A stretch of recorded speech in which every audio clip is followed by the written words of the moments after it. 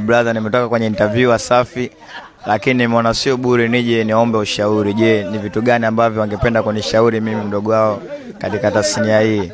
Bwana, wanamuita Shem Tosi. Bwana, kwema kaka? Safi kama kawa. Fresh bwana, mimi nipenda nisiondoke hapa bila kunipa ushauri mdogo wako. Ni kitu gani ambacho ungependa kunishauri mdogo wako katika muziki, labda nifanye nini? Yes.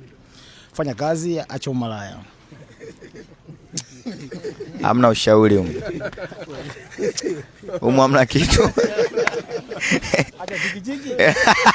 Sawa. Bwana brother, ningependa unishauri. Yes, ni kitu gani ambacho unatamani ningefanya au nifanye ili mali nifike pale juu?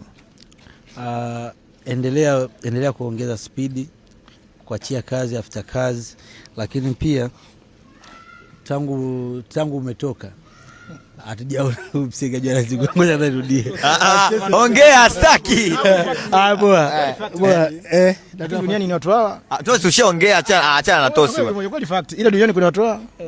Huyu mkubwa wetu. Sawa, lakini yani tangu utoke tunahitaji kumuona Pateni akifanya collaboration kubwa na wasanii wa Bongo Flava. Ndio tunakujua kama upande wa singeli, lakini muziki wako ambao unafanya wewe ni kama ni singeli fulani, unaita singeli